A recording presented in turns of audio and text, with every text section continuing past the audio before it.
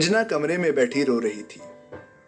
बाहर अभी अभी उसके पति ने फिर से उसका अपमान किया था, महज 20 रुपए की चूड़ियों के लिए। मां की मृत्यु होते ही उसके पिताजी ने कम उम्र में ही उसकी शादी कर दी। उसका बहुत मन था कि स्नातक के आगे भी पढ़ती, जीवन में कुछ करती, लेकिन किसी ने उसकी एक ना सुनी। उसके पति रवि को उसका पैसे मांगना, अपनी मर्जी से कुछ खरीदने की बात करना बिल्कुल पसंद नहीं था और वो रंजना को अपमानित कर देता। रंजना पिता से शिकायत करती तो वो कहते, जैसे भी है अब वही तुम्हारे सब कुछ है। रंजना अब थक चुकी थी ऐसे जीवन से। वो आत्मनिर्भर होना चाहती थी ताकि उसे चंद रुपयों के लिए यूं अपमानित ना होना पड़े। महज स्नातक की डिग्री के साथ उसे अच्छी प्राइवेट नौकरी मिल नहीं सकती थी। मामूली नौकरी या मजदूरी के भरोसे घर वालों के खिलाफ जाना बेवकूफ़ी थी। वो सोच में डूबी ही थी कि उसकी ननद आशा आई। रंजना की आंखों में आंसू देखकर वो सब समझ गई। आशा का बेटा इतिहास का एक सवाल लेकर अपनी माँ के पास आया। आशा कुछ कहती कि रंजना ने उस सवाल का झट से जवाब दे दिया। आशा ने यह देखकर रंजना से कहा, तुम्हारी याददाश्त तो बहुत अच्छी है, तुम्हें प्रतियोगिता परीक्षा में बैठना चाहिए। रंजना ने कहा, आप भी मजाक उड़ा रही हैं मेरा दीदी। जब पिताजी की यहाँ नहीं पढ़ पाई तो अब क्या कर पाऊंगी। घर में मेरी हालत आपसे छुपी थोड़ी है। आशा ने कहा, तुम बस इतना बताओ कि क्या तुम इस अपमान भरे जीवन से निकलना चाहती हो। रंजना ने कहा, कौन नहीं जीना चाहता सम्मान से। तब आशा बोली, बस तो फिर मैं जैसा कहती हूं वैसा करो। आशा की माँ उससे बहुत प्यार करती थी और उसे कभी किसी चीज के लिए मना नहीं करती थी। आशा ने अपनी माँ से उदास लहजे में कहा, माँ देखो ना, मैंने बच्चों के लिए जो आया रखी थी वो बड़ी खराब है।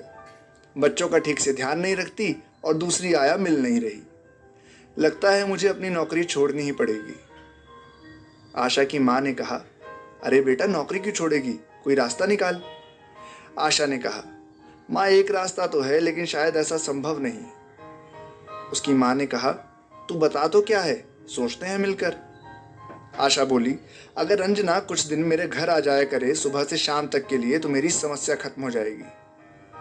बेटी की खुशी के लिए रंजना की सास मान गई। रंजना को खूब सारी हिदायतों के साथ उसने आशा के घर भेज दिया कि वो उसके बच्चों का पूरा ख्याल रखे, कोई शिकायत नहीं होनी चाहिए।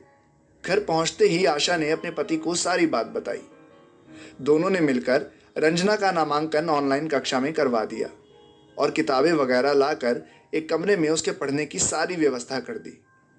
अब रंजना रोज सुबह आशा के घर आ जाती और शाम को उसके दफ्तर से लौटने तक आराम से पढ़ती, फिर अपने घर चली जाती। अंततः कुछ महीनों के बाद परीक्षा का दिन आया। रंजना बहुत घबराई हुई थी, लेकिन आशा ने उसे हिम्मत दी। अपने साथ बाहर ले जाने का बहाना बना वो रंजना को परीक्षा दिलवा लाई। प्रारंभिक के बाद मुख्य परीक्षा में भी रंजना उत्तीर्ण हो गई। अब बस साक्षात्कार के परिणाम का इंतजार था। जैसे ही परिणाम घोषित हुआ, आशा तुरंत अपने मायके पहुंची। उस वक्त भी रवि रंजना को भला बुरा सुना रहा था।